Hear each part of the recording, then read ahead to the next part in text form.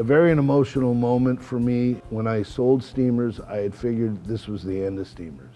The day that I found out that Steamers is coming back and at this amazing place, CampusJAX, I was like the best Christmas gift. When Terrence Love from Steamers and JAX kind of combined to create these Steamers Jazz Nights, it just seemed like the most perfect thing to have happen. The whole musical community here is excited about that. Seeing, wow, what a lovely place. It's got beautiful sound, light, video, everything, and the food was fabulous. And they were doing the thing right. One of the things that I love most about CampusJAX is when the sound system and the stage is so beautiful, the best musicians in the world want to play there. I talk to musicians and I go, hey, you want to come down and play with me at CampusJAX? Yeah. CampusJAX, yes. Well, I've been all over the world and I've seen a lot of different musical environments. The talent here is so off the charts. I mean, it's hard for people that aren't from here to understand. Good evening. How are you all? How are you all? Oh my gosh. Thank you very much, Terrence, for having us, and obviously CampusJAX for having us. We're extremely excited to be here. Like I said, yes, this is a Jordan Ferrin Storyband. I'm Jordan Ferrin, and this is the Storyband. Now, yeah, the name. You might be wondering about the name, the Storyband. What is that? Okay, well, like Terrence alluded to, live storytelling, live jazz. I am going to be doing actual storytelling tonight, and then the band and I are going to perform music to both complement and finish every story. So for those of you who don't know me, I grew up in Boynton Park, just up the street, kind of, sort of. Went to school out here, and then I was in and out of town for many years. These stories are about those years. I was traveling most of the world. Most of the world, I kid you not. I worked as a cruise ship musician for over 4 years. I have seen it all, and there was no way I was ever going to keep these experiences to myself. No.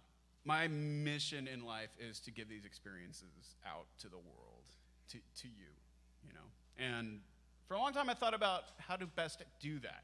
Of course, I'm a professional musician and composer, and I've got that side of things, but eventually I was thinking, you know what, I have to tell the stories about the inspirations behind this music. Hey, stories connect us all, right? Obviously, music connects us all, and with both stories and music, it's just my best way of describing some of the highest forms of human experience that I've had. But my ultimate goal is to inspire you to go out and connect to your world and your lived realities in the best way you can, to have the highest forms of human experience that you can. So, with that in mind, I'd like to actually preamble or preview this first story with a description of life on the ship. What was life on a cruise ship like? Well, yeah, it was pretty amazing, first of all. Second of all, it was even better because we only really worked in the evenings as cruise ship musicians.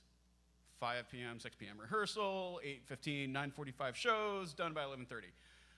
The rest of the day was free. I'll say that again. The rest of the day was free to go out into Barcelona, Hong Kong, Dubai, Singapore, Stockholm, you name it. And I got paid to do that. Stupid, right? It's insane. Not all ports were amazing, though. Not all ports were amazing. For example, there was one year, right after Christmas, where the ship docked in a completely new place to me. And I was just like, all right, gonna get some coffee, gonna get some breakfast, head out to the gangplank. And the very first thing I saw was that. Look at that. There's like a danger sign on the fence and everything. That's amazing. I was just like, ooh, yeah, this is kind of underwhelming. However, as those of you who have traveled know, first impressions never reveal the entire picture. And it only took me to walk the length of the pier and for the city center to open up. And that's when my desire to get into that place skyrocketed. Guys, this is Australia.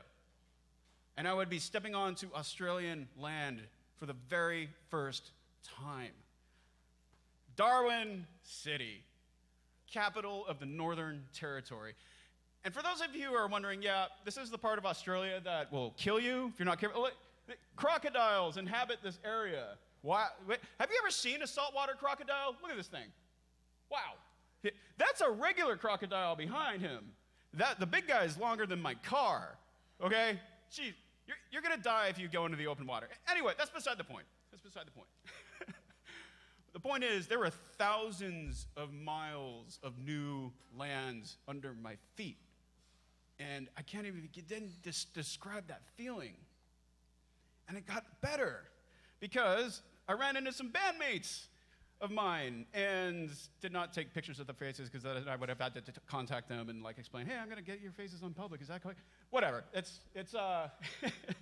I ran into these band members of mine, these people who I share so much rapport with, and I was just like, it makes so much sense. I am going to spend some time with you people who I share a lot of rapport with and walk this new land with you. Guys, even though this place started to kind of look like an open-air mall for Florida retirees to spend their weekends, that was also beside the point. I was in such a happy place,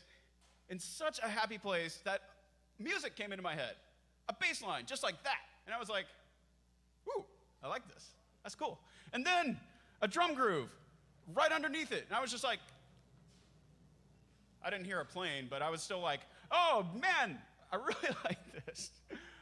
I was walking around with my friends. We sat down to lunch, and a good hour and a half went by with the best earworm of my life in my head.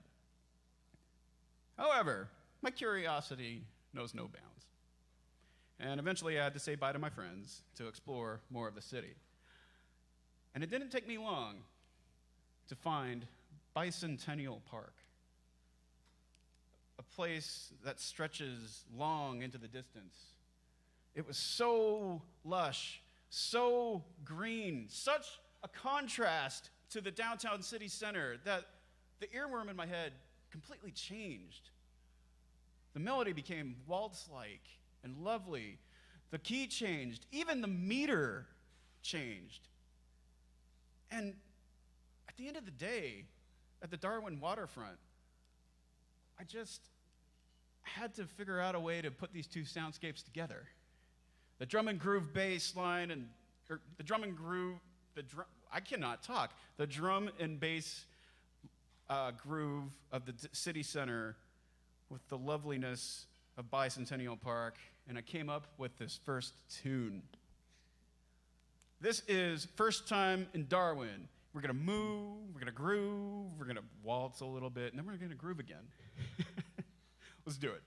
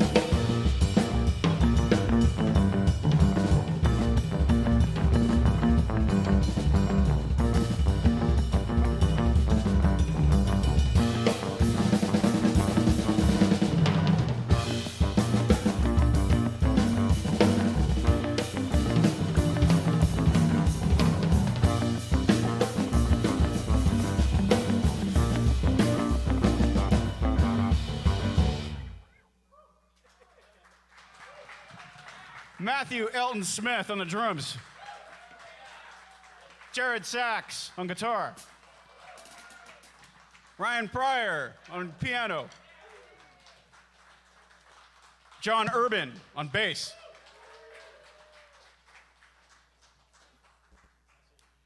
Now, moving along. Donkeys. Man, just everywhere. Donkeys all around me on this cliffside road. You know, there are stressful times in our lives. You know, I never thought one of mine would involve so many donkeys.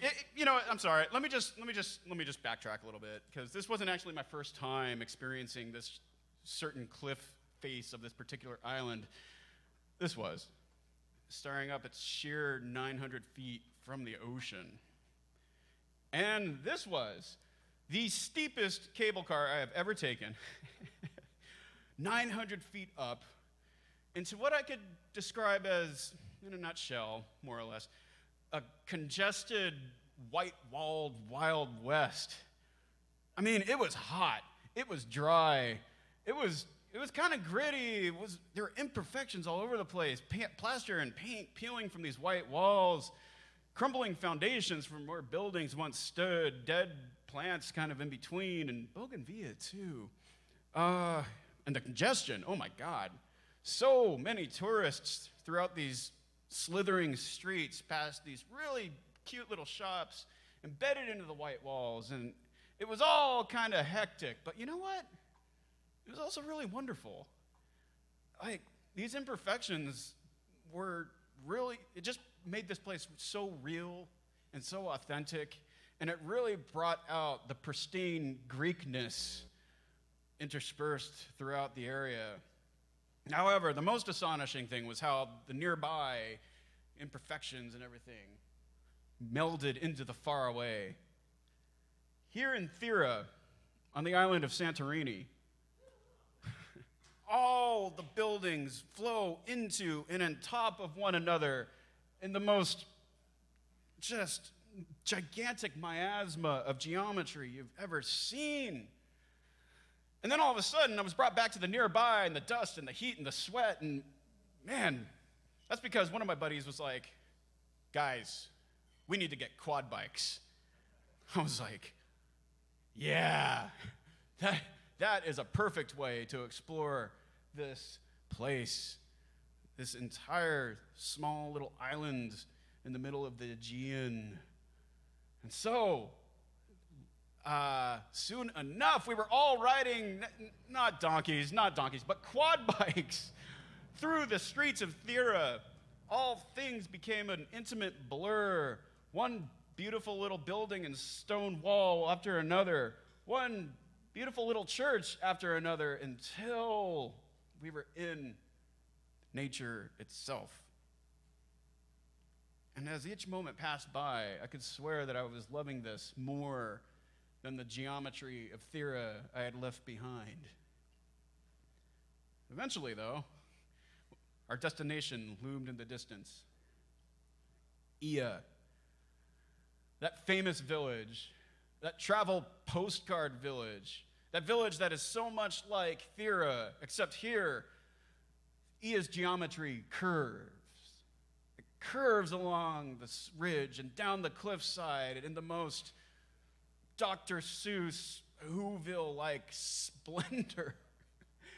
Except it is all real here in the Aegean Sea, under the Aegean sun. Can you believe there was more for me here? There was actually more for me here. More for me farther off on the island of Thera. Thera sits in the middle of Santorini's giant crescent shape and caps the caldera.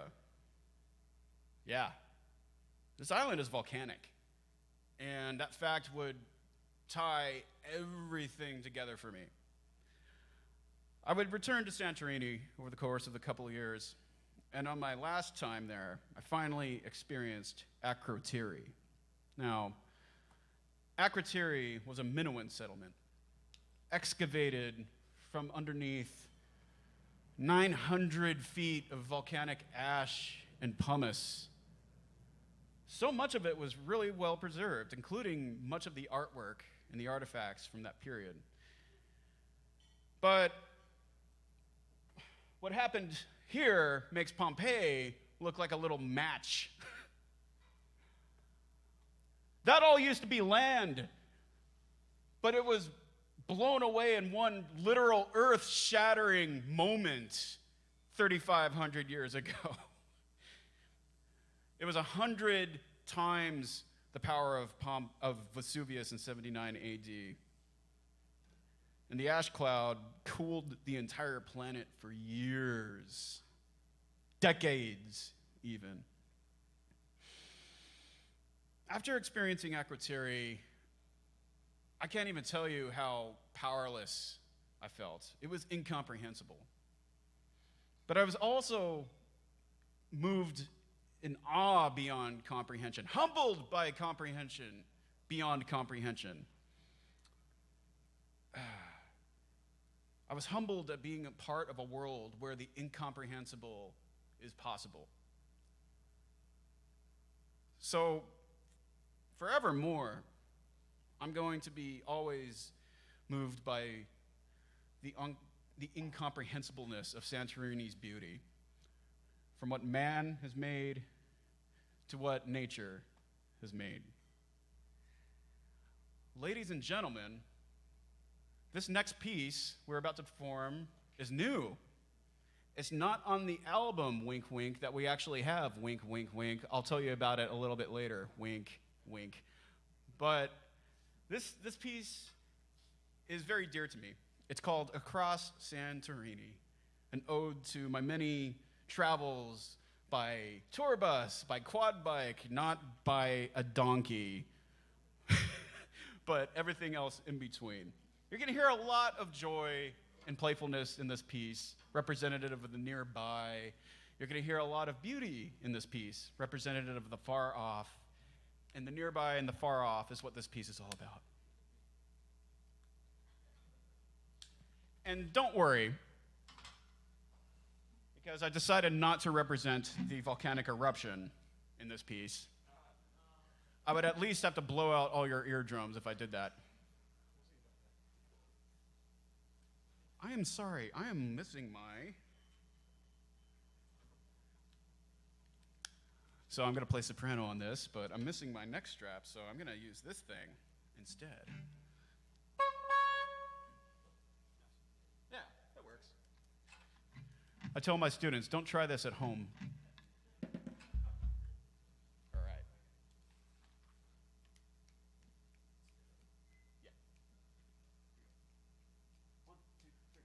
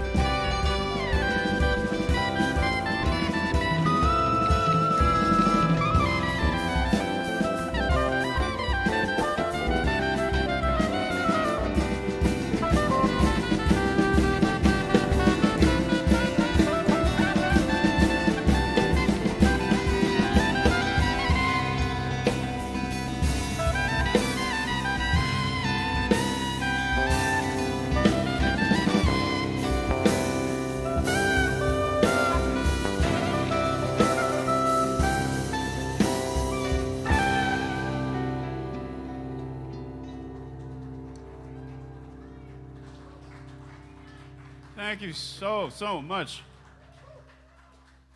Across Santorini. And if you have never been, it is absolutely worth the trip. Well, moving on to our next story and our next piece. And our next strap. I have to remember to take this one off because this is my soprano strap. And this is my tenor sax harness. Look at that. All right. Thank you very much. All right. Yeah, I don't want to get that confused again. Anyway, let's move on to deeper things. I have always been drawn to architecture ever since I was a little kid. I think it was definitely kind of the symmetry involved that drew me in first. Once I started traveling, it became not just about the sheer beauty, but about the history of a place. And nowadays, the more history and significance a place has, the more I'm drawn to it. With that in mind, I take you to here. 9 years ago, July 2013, I had just stepped off the bus into the city center of Edinburgh, Scotland, and was assaulted in the best way by the most beautiful collage of architecture I had ever seen. Oh my goodness. But look at that. There were two factors that made this moment way better. What's wrong here? Can you tell me? Why is the sun out in Scotland? That doesn't happen. But today was a day like no other, and it was 77 degrees, completely blue skies, and all that architecture was gleaming in the sunshine. But of course, there was the second factor as well. Not just the sunshine, but the thousands of people all in the streets, all in their summer clothing, crowding the streets, crowding the parks, crowding the little bits of grass that they can find to sunbathe, eating, drinking, drunk. I mean, this was like Disneyland to the Scottish. And it was like Disneyland to me too, but better, because it was Edinburgh. Time was no concept. What was time when I started wandering throughout this veritable Atlantis on land? Past this astounding architecture, past the infectious happiness of thousands under the gleaming sunshine. I don't know which of those three things was greater that day, but I can tell you this. It all got to be a little too much after a while. Look at all these people, man. I needed to get away from all this commotion, and I just needed some quiet time. I loved it all, but I needed some quiet time. And I found it. There was this stairway leading up onto one of the many hillsides of Edinburgh.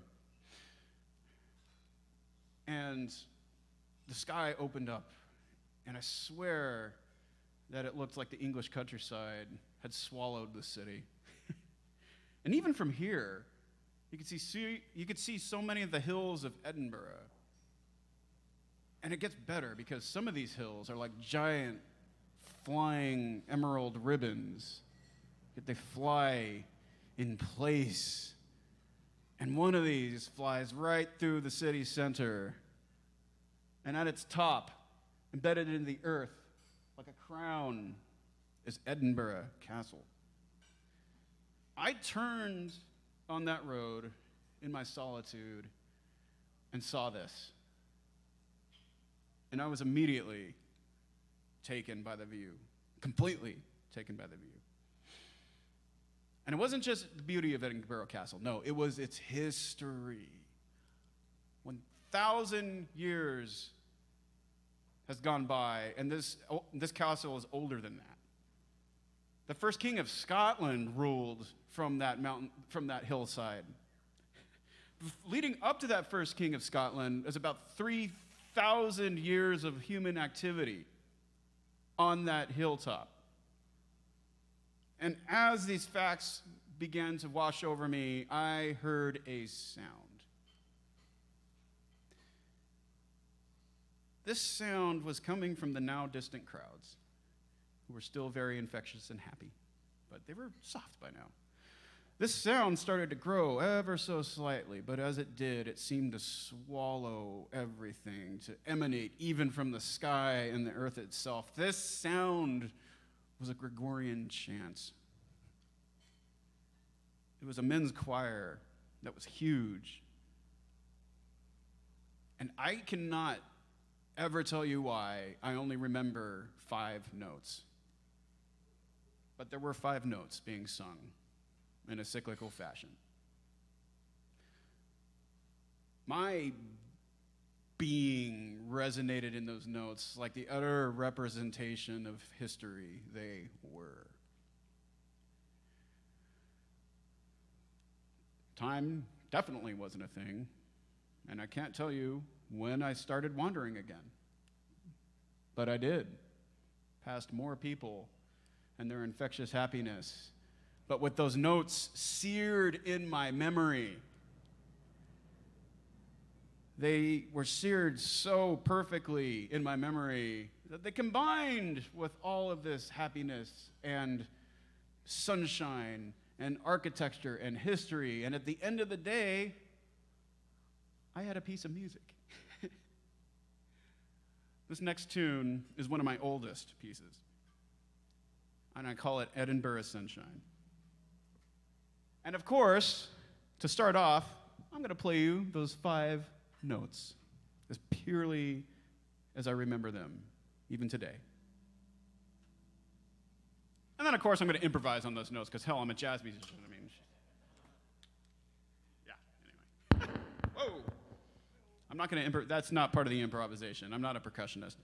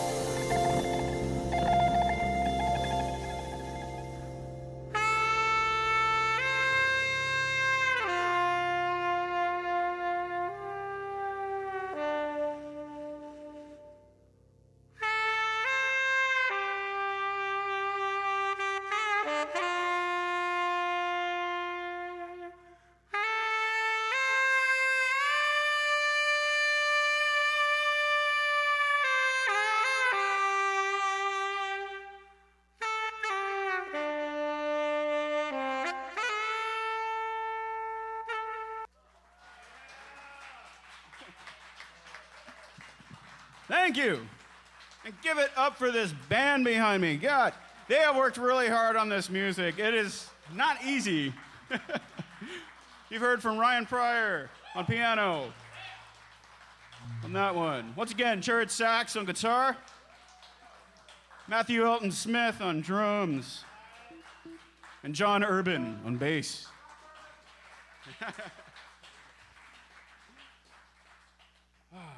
So, moving on. My summer of 2016 was dominated by cloudy skies. That's because the ship was all over the UK, Ireland, and Northern Europe. That also meant when the sun did come out, it was just more beautiful and meaningful as a whole. Everything became more beautiful and meaningful. There was 1 week during that summer, 1 week only, in which my perspective on travel and life evolved in the most amazing way. The setting for that evolution was 3 different places. And the reason? Well, I'll get into it. With this first setting, Dublin, Ireland. Oh, just the most walkable, lovely city if there ever was one. Now, Dublin was a place that I had been to before, and I absolutely fell in love with it. But it was going to be this first day in Dublin when I would meet distant family members. In the suburb of Clontarf, over this gorgeous lunchtime meal, I got to know the daughters of my great-grandfather's sister and their children and their children's children and their children's no, it stops at the children's children. It's okay. Let me tell you, it is more than galvanizing to connect with strangers who are more familiar than they are strangers. In fact, it was such a powerful experience, and we talked for so long and so constantly that I forgot to take pictures with them. It just seemed so trivial at that point. The next day, I explored Dublin. Everything from the Long Room in Dublin College and the Book of Kells, which I could not take pictures of, unfortunately. There you go. To St. Patrick's Cathedral, to Samuel Beckett Bridge. All of it was bathed in the connection I shared with my distant family. Everything was more beautiful and meaningful because of it. And it was even more beautiful and meaningful than the sun that had been out most of the day. A few days later, the ship docked in a completely new place to me. Wales.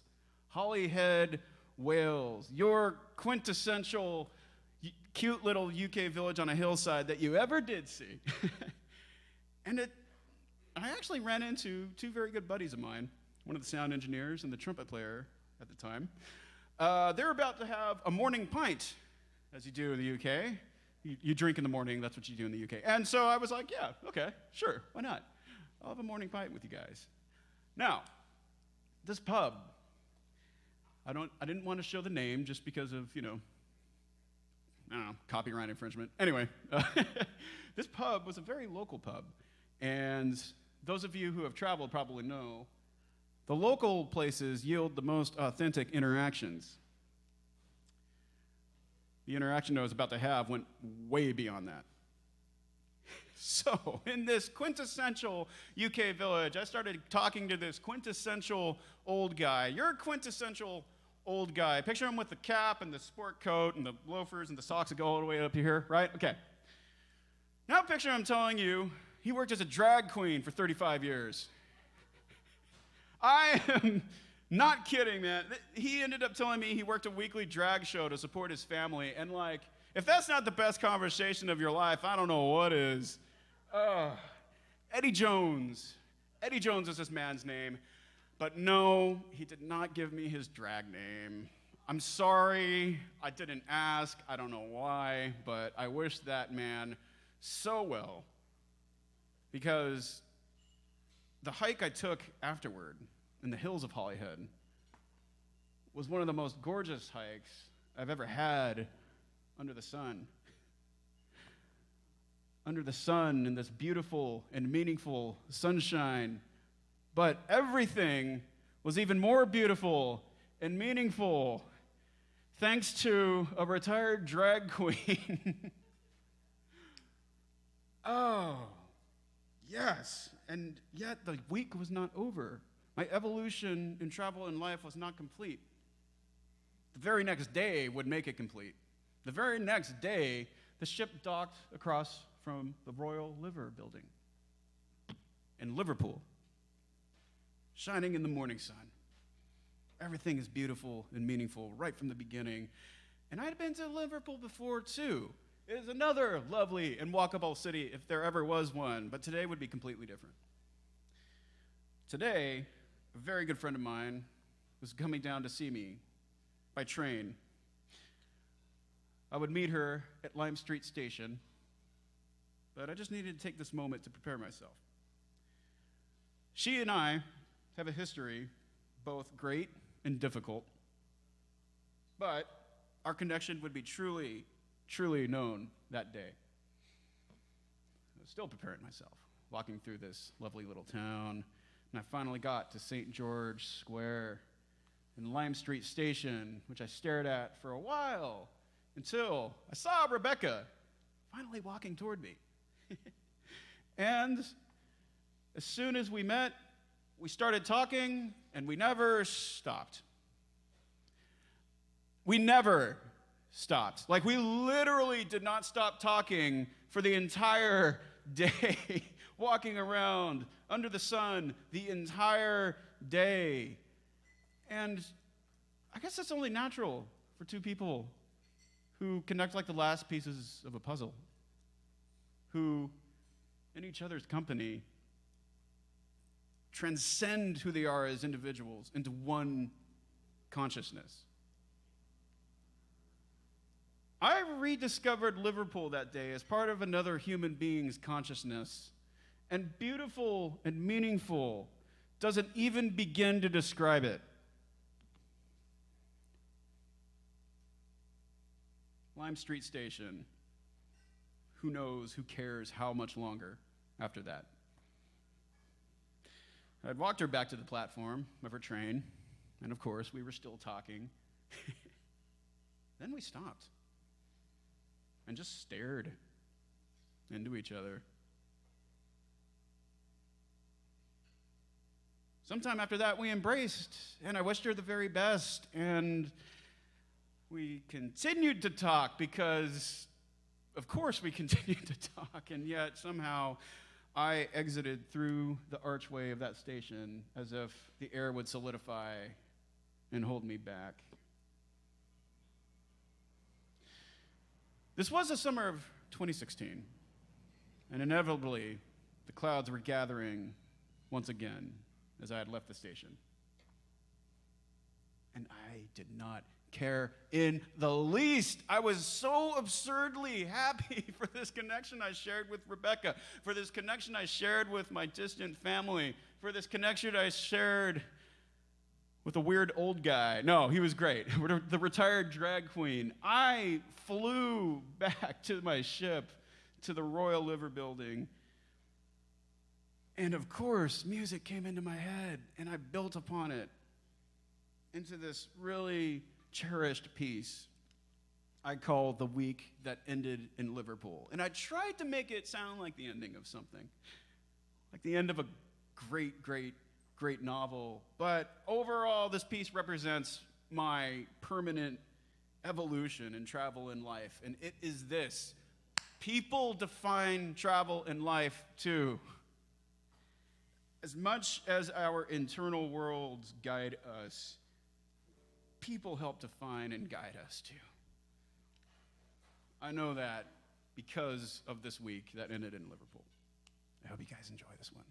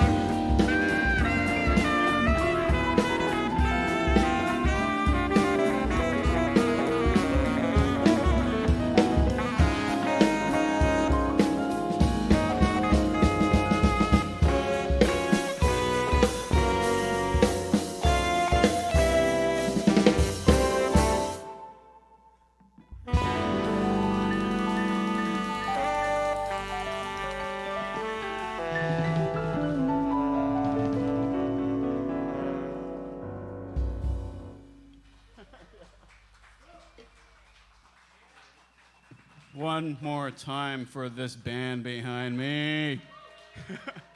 Thank you all, and thank you all. Truly, truly. Now, before this last piece and this last story, I'd like to take a moment to expound upon why I put this music and these stories together. So many times in my travels, I've had to rethink everything I do. Hell, I've had to rethink how to function. What do you do when you hit that kind of dead end? Well, one of the only things you can do is be mindful. Now, there are many ways to be mindful. You know, some people do yoga, others pray, others meditate. You can just sit at a park and take it all in. And we all listen to music, right? And the more we cultivate our mindfulness, the more calm and collected we become in the here and now, the better we are to receive the here and now, and we become not so much affected by our thoughts as we are able to just watch them pass by like clouds. Travel is just an amazing cultivator of mindfulness. And it's the receptive power of mindfulness that plays a vital role in travel.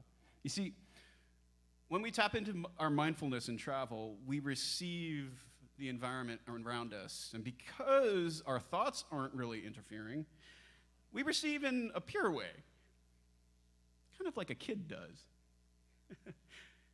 And out of that pure reception just naturally comes understanding of that environment and its people. And then out of that understanding comes empathy and compassion for that environment and its people. And out of that empathy and compassion comes just a transcendence beyond language, cultural, or any other barriers between you and people. Truly, we begin to discover everybody on this earth wants the same things: health, satisfaction, happiness, and meaning in their lives. And we are only different in the way we pursue those things. Otherwise, we are all the same.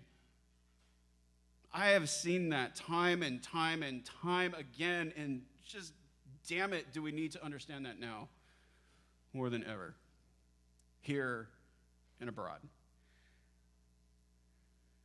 The pandemic is, of course, one of the worst problems of our times, and of course it has exacerbated all the other problems we still have. Throughout the pandemic, I was finally able to remember the lessons of my travels. The fact that we're all the same. The fact that beauty is a culmination of all things perceived in the moment. And how I learned to be mindful. The fear of the virus left. I was able to embrace every day as it came, and I stopped worrying about the future so much. Think about it. We all have the power to be infinitely mindful. We have the power to make our lives more fulfilling now so that we're better prepared for the future as it unfolds. And yet, that is not the only usefulness of mindfulness. Of course not. And here's where I would like to reiterate what I said at the beginning of this show. My ultimate goal is to inspire you to go out and connect to your worlds, to your lived realities in the best way you possibly can. The only thing that will result from that is understanding. And then empathy and compassion. And then love for everyone and everything. And this is how we move forward as a world. This is how it happens. And I truly, truly believe that. So thank you for listening and connecting to that all.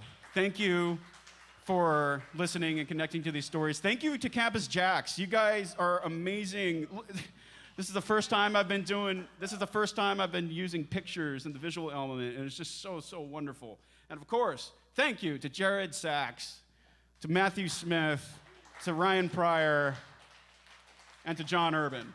Thank you. Thank you all. You're very welcome. You're very welcome. So, this last story will start out with a bleak scene. A giant soccer stadium under a gray, gray sky. And I was unable to move into the ship. I was standing on the gangplank and I just could not move because I was not finished here. Beyond that soccer stadium lies a city whose artistic and cultural scene are absolutely incredible. A city whose food and beverage scene are equally as incredible. I didn't get food from these taco trucks or that Greek place, but I did have a lot of coffee in this place. It was primo. Yeah. A city whose urban environment blends almost perfectly into its natural environment. Wellington, the capital of New Zealand.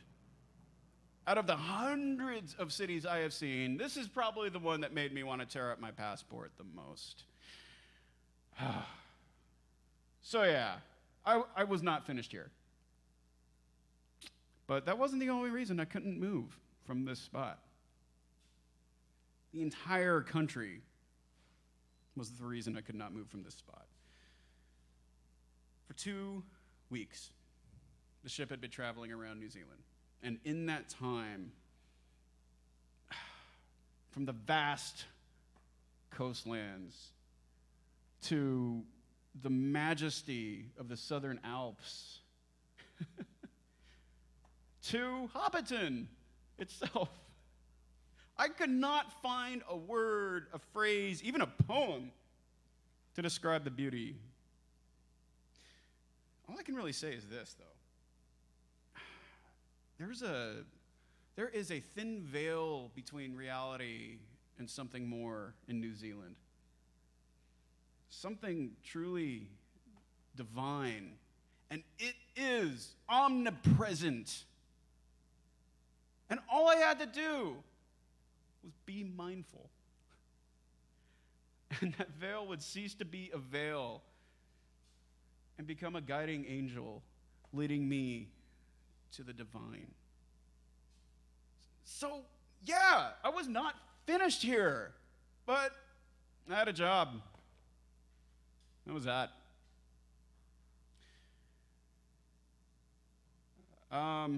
It's crazy how sadness can numb you. And for a few days after that, I didn't feel much of anything.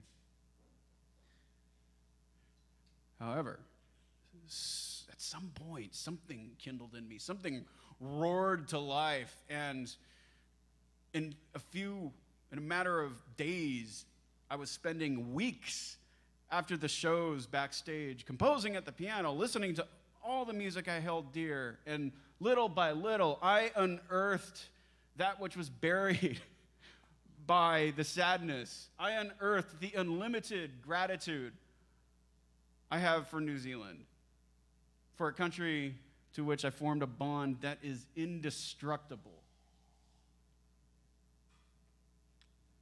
You've all been so, so lovely tonight. Thank you so much. This last piece we're going to perform is Leaving New Zealand. And I tried to there's a lot that's going on in this piece, and that's on purpose, because I am trying to represent all of the emotions involved with, leaving New Zealand. Everything from the bittersweetness and the great melancholy to the slow joy of that slow unearthing to the epic joy and euphoria of exploring the country. Thank you all so very much. This is Leaving New Zealand, and we are the Jordan Ferrin Storyband.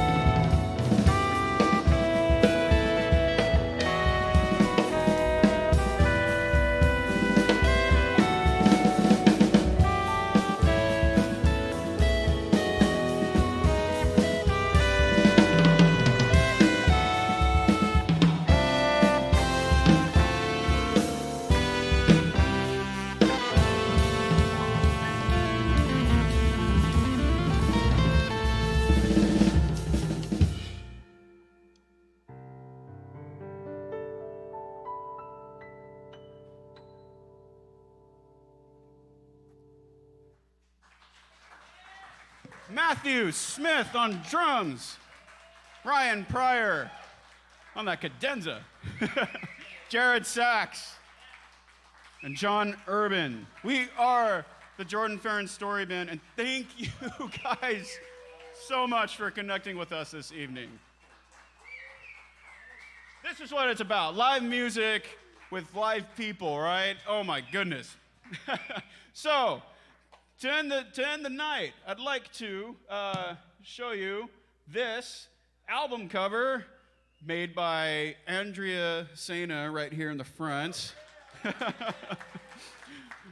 She did a wonderful job. This is our debut album, Tales of Transcendence. And you can find it on the QR code here to the right. We're on Bandcamp if you would like to make a purchased donation, if that makes any sense. And then the Storyband travel blog, you can check that out as well. That's on my website, and it has a lot of the pictures that you have seen and more. And it has a lot of more of the stories that I have told.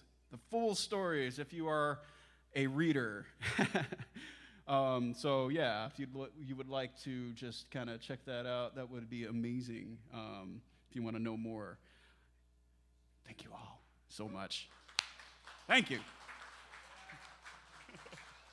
Have a beautiful rest of the night. And again, thank you to MetaJAX. You guys are amazing. Thank you.